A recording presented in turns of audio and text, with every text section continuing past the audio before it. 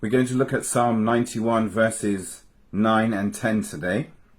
After going through all the different things that this person is going to be protected from, the verse says, why is it that this person is going to be protected from all those things? Ki ata Adonai machsi elyon samtam onecha. That means Ki ata Hashem machsi, because the person said, this person who is going to be protected, you know why you're protected? Because you took Hashem. You said that Hashem is my refuge. You took Hashem as your only protector.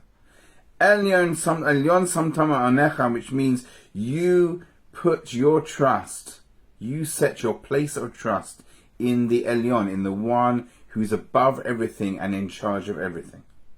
And not only will you be protected from these big things, the next verse says, Lo su'uneh elecha ra, v'nega lo yikrav bo'alecha, which means lo tu'uneh elecha ra'a, which means bad things will not befall you. V'nega lo yikrav bo'alecha, and a plague will not come in your tent. Now the sages in the Medrash explain that this verse is talking about really, really minor things. The first part of the verse says that bad will not befall you. What that's referring to is you will not even have a bad dream. You will not even have a nightmare.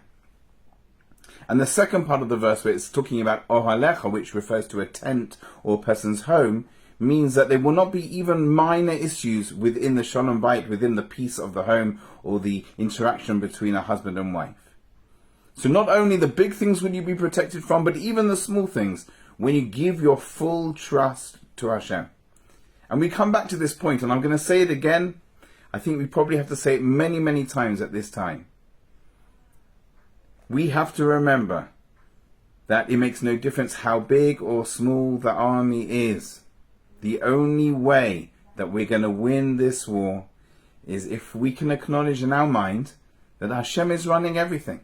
And of course we have to do everything that we need to do, which includes having an army and includes all the different things we need to do. But we have to be absolutely clear that it is Hashem who is running everything. And only Hashem is going to give us the victory that we want and need in this situation.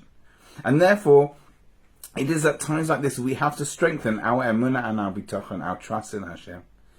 And it is at times like this that we have to really, really think about how we can push ourselves to connect to Hashem in a way that perhaps was out of our reach before. As I said to one of my students today, we have soldiers who are stretching themselves way beyond what nature would normally require from a person. People who are on duty 18 hours, when they go in and they're on the ground, they're going to be 24 hours, 36 hours, concentrating all the time, who's going to come around the next corner, living on another level. If they can do it, if they can stretch themselves, we need to look at ourselves and say, well, what merit can we give? In what way can we stretch ourselves? Now, I know that there are many, many different types of people who are listening to this. And it's not for me to say what a person should be stretching themselves in, but each one of us needs to look. Every single person has an area in their life that they know they really, really should be keeping. They know they really, really should be doing, or they really should be avoiding. But they just can't seem to do it because it's just too much beyond. This is the time. This is the time to stretch ourselves, to take on the extra thing, whether it's an area of Shabbat, an area of kosher, an area of speech, an area of bein adam l'chavero, the way we treat other people. Whatever it happens to be, we have to be stretching ourselves here. We need to demonstrate that we're not interested in anything apart from our close relationship with our Father who created us and loves us. And all we want is to be connected to Him. When we do that, and when we show that we trust Him 100%, then all of the protection and the blessings of this psalm will come true.